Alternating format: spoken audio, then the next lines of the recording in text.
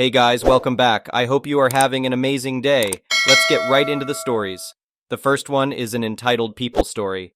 I've lived on my cozy little 5-acre farm for over 20 years now. It's not a huge plot of land, but it's enough space for my wife and I to have some privacy while still being close enough to town to run errands and see friends easily.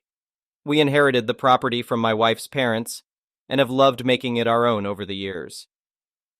Last summer, that peaceful existence got shaken up when the wealthy family that owned the massive estate next door sold their property. I was nervous about who might move in, but held out hope that our new neighbors would be friendly folks who respected boundaries. Oh, how wrong I was. When I first caught sight of the gigantic RV rolling down the road toward the property next door, my jaw just about hit the floor. That thing was bigger than my entire house. I chuckled, thinking it must be someone lost or just turning around in the driveway. But then I heard the loud rumbling and beeping as the RV backed itself right into the driveway next door. Someone was moving in, and they clearly had more money than sense. Over the next few days, I'd occasionally spot activity through the trees as the new neighbor started settling in. Then one morning I went out to feed the chickens and nearly jumped out of my boots when I came face to face with the new lady who must have been driving that outrageous RV.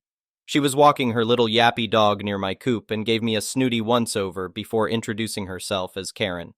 I politely introduced myself in return, and before I could say another word, she launched into a lecture about how rural areas should really have noise ordinances in place. She claimed my rooster was interrupting her morning affiliate marketing calls or some nonsense. I tried to stay respectful and just said I'd try to keep the chickens in their coop more in the mornings.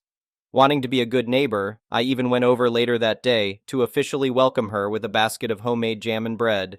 But Karen made it abundantly clear she had no interest in getting to know me or my wife, unless it was to complain about something we were doing on our property. The entitled demands and rude behavior kept escalating over the following weeks. She had an issue with the wind chimes my wife hung to scare away birds from her veggie garden. She whined about the scent of manure from our compost pile. It seemed like everything we did was an affront to her high-class sensibilities. I even caught her letting her dog poop right on my lawn one day. When I asked her to clean it up, she claimed she couldn't see the property line. Yeah, right, lady. Well, I'm an easygoing guy, but Karen was really testing my patience. My wife kept saying we should set firmer boundaries, but I didn't want to stir up trouble. That is, until the morning I woke up to see Karen's gaudy RV parked smack in the middle of my front yard. Fuming, I marched outside and knocked loudly on the RV door. When a bleary-eyed Karen emerged, I demanded to know why she had parked on my private property. Ugh, space is just so limited over there, she sniffled in her nasal voice. I needed overflow parking. Overflow parking? I looked back at her massive, mostly empty property, and then at my modest plot of land, now marred by her ugly RV. As politely as I could through gritted teeth, I told her she'd have to move it immediately. Karen whined about getting her morning tea first, so again wanting to be reasonable, I said she had until the end of the day to move the RV back where it belonged. But a week went by and that RV remained planted squarely in my yard. My requests for her to move grew firmer, but Karen always had some entitled excuse. I can't possibly maneuver it after happy hour, she'd exclaim around dusk with her martini in hand. Or in the mornings, she'd whine that she needed her caffeinated Crystal Light first. By the second week of this nonsense, I'd had it. I informed Karen bluntly that she had 24 hours to get her RV off my property or I'd have it towed. Well, she didn't take too kindly to that, shrieking about having her lawyers sue me. At this point, I didn't care. I knew she was all talk. The next morning, I followed through on my warning. I waved politely as the tow truck hauled her monstrosity of an RV back where it belonged, with a furious Karen shouting obscenities at me the whole time. But just a few days later, I awoke to find the RV parked again smack in the middle of my trees. Unbelievable. This woman just could not take a hint. My wife said enough was enough and helped me call the county sheriff's office to file an official report of trespassing. Though irritated, the deputy who responded was very understanding and even helped me post no trespassing signs around the perimeter of our property. He made it clear to Karen that if her RV ended up on my land again, there'd be trouble. She screeched her anger but finally moved the RV back to her own driveway. I figured that was the end of our RV problems, but boy was I wrong. Barely a week later, my wife ran inside, yelling that I had to get out to the field quick. There I found Karen, tromping around near my herd of cows with her rat dog yapping its head off, aggravating my poor livestock something fierce. I hollered across the field for her to get off my property immediately, but before the words fully left my mouth, I watched in shock as that menace of a dog lunged, nipping at one of my baby calves. Well, that mama cow retaliated instantly, kicking the dog halfway across the field. Karen went ballistic, screaming obscenities at me about suing for vet bills. I yelled right back that she had no business trespassing on my property again. As Karen dragged her shrieking dog away, the reality of the situation suddenly dawned on me. Her repeated trespassing wasn't just annoying now, it was downright dangerous. Karen's entitled attitude could have gotten my cows riled up enough to really hurt someone, and she clearly had zero concern for my family's livelihood and safety. I decided right then and there that she needed more than just warnings to get the message. This mega Karen needed real legal consequences for her actions. After discussing it with my wife, I immediately got in touch with our lawyer and filed a restraining order. I outlined all the repetitive trespassing issues and Karen's complete disregard for our farm property despite multiple warnings. My lawyer helped me navigate the paperwork and quickly got the temporary order approved. The look on Karen's face when I had the sheriff serve those restraining order documents was absolutely priceless. For once, she was speechless, just stammering in indignation. It clearly never dawned on her that there could be real repercussions for her entitled behavior. Though still clearly angry, her demeanor shifted immediately. The very next day, I noticed she had built a tall privacy fence along the entire length of our adjoining property line. I had to chuckle. That expensive fence sure went up quick when Karen knew she could face actual charges for trespassing again. Over the next few weeks, blessed peace and quiet settled over my farm. Karen stayed firmly on her side of the fence, keeping her tyrannical behavior away from my family and livestock. The next one is a pro-revenge story.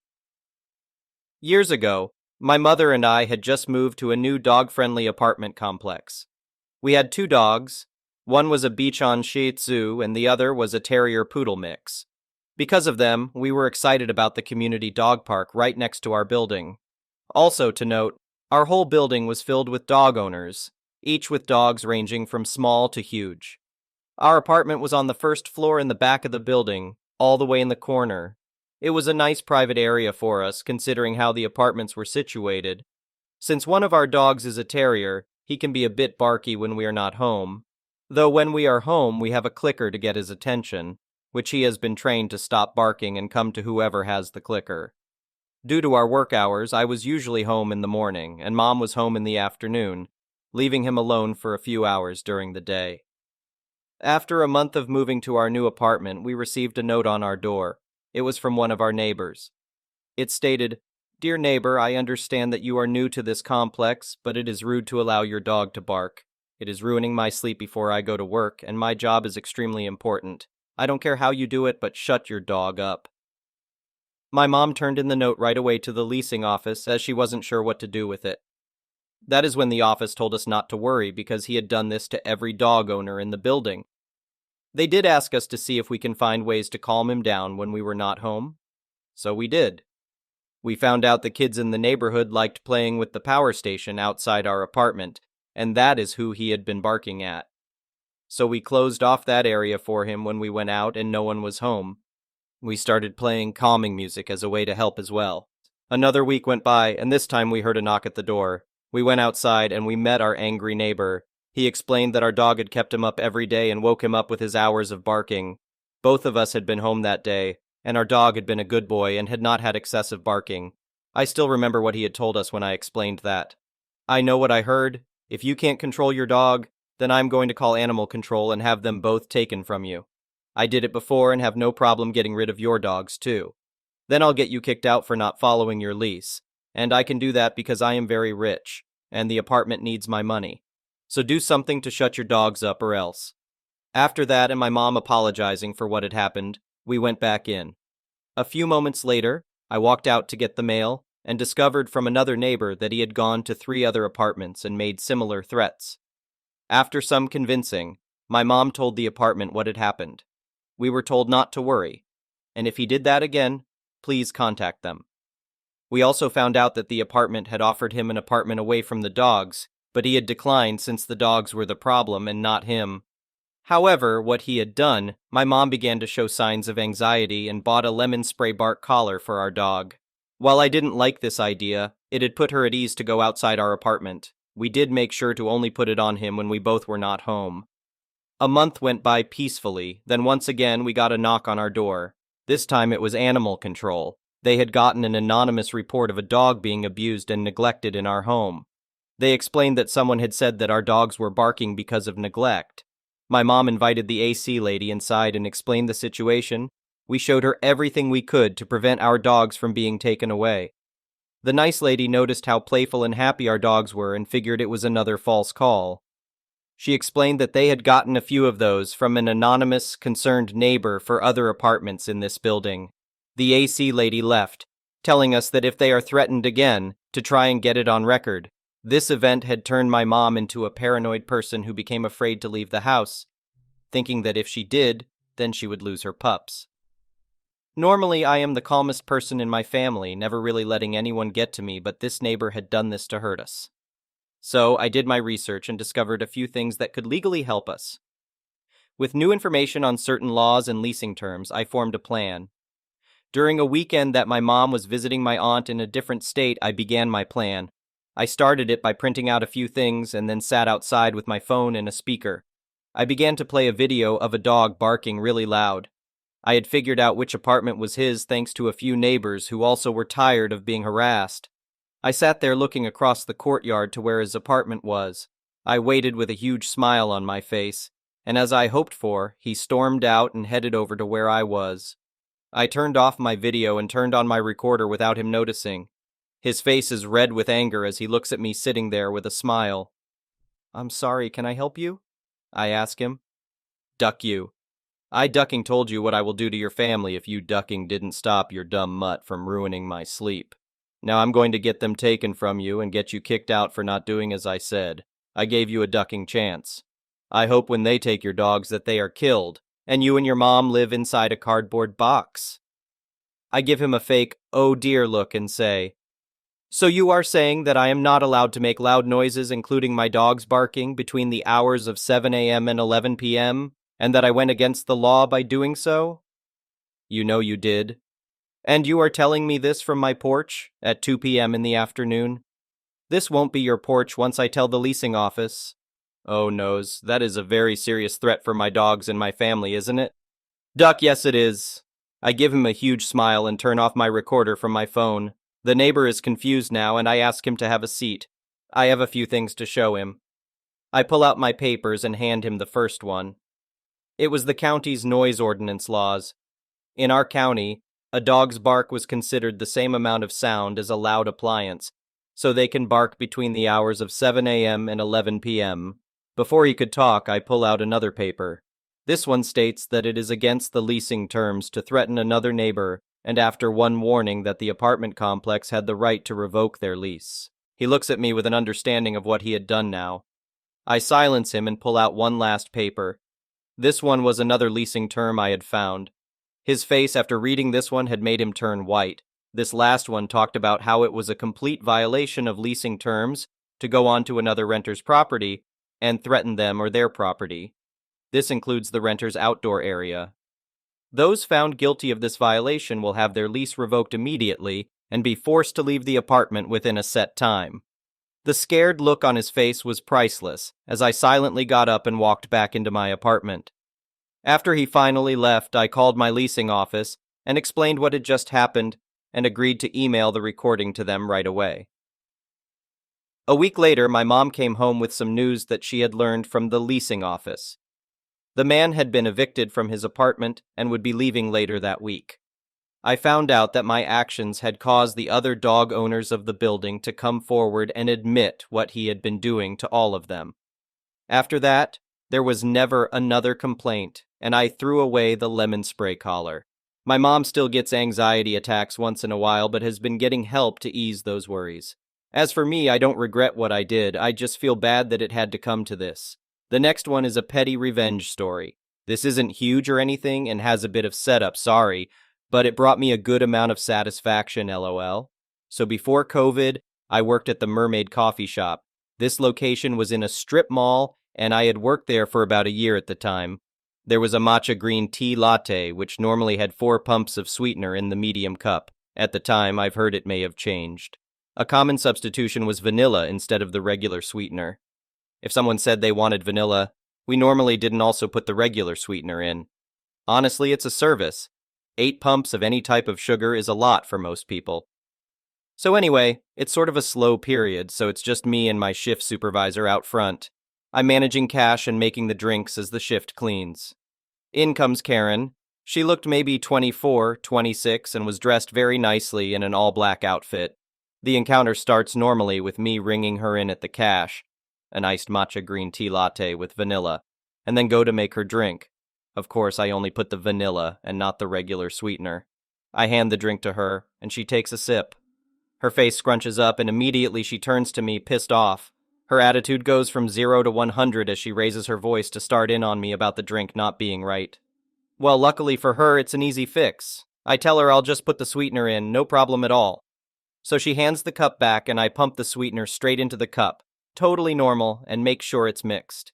I ask her if she'd like to taste it before I put a lid on to ensure it's sweet enough. She agrees. It's important to note that this is normal. We often hand out drinks without lids, so I'm pretty good at knowing when something is a spill risk. It wasn't even close. She picks up the cup and takes a sip, and it spills down her front. I honestly don't know what happened. Maybe the ice moved oddly or something. Still, it wasn't a big spill, and she was wearing black, so you couldn't see anything. Either way, I'm reaching for a paper towel and asking her if she wants a wet one. She fully goes off on me. It's my fault she spilled the drink. If I had just put the sweetener in at the beginning, this wouldn't have been an issue, etc. She's swearing, waving her arms everywhere, and throws the cup on the ground and starts screaming that the coffee shop better pay her dry cleaning bills, etc. I'm just kinda staring at her, having a full-on tantrum in the shop. My shift notices the drama and comes rushing over. Karen continues to go off on a tirade about me and the company and this store. The shift ends up giving her a refund and another drink, but says, obviously, there's nothing the company can do about her spilling a drink on herself. Karen is pissed, but accepts it and leaves the store, a huge mess in her wake. I have to go get a mop to clean up the drink she slammed on the ground.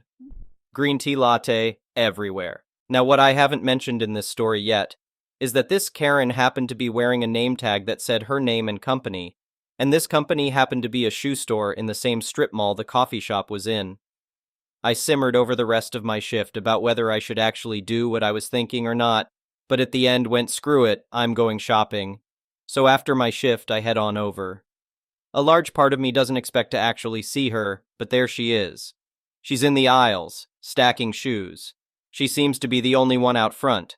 I head on over and ask her for assistance. I think it took her a minute of talking to me to realize who I was, but I knew everything had clicked when her face suddenly goes from customer service to shock. Still, I act as if I don't know who she is and ask her questions about a random pair of shoes. I ask to try them on and give a range of 3 sizes, lying to say I don't know what size will fit. She offers to do a sizing and I refuse, saying I just want to try on the shoes. She brings out 3 pairs.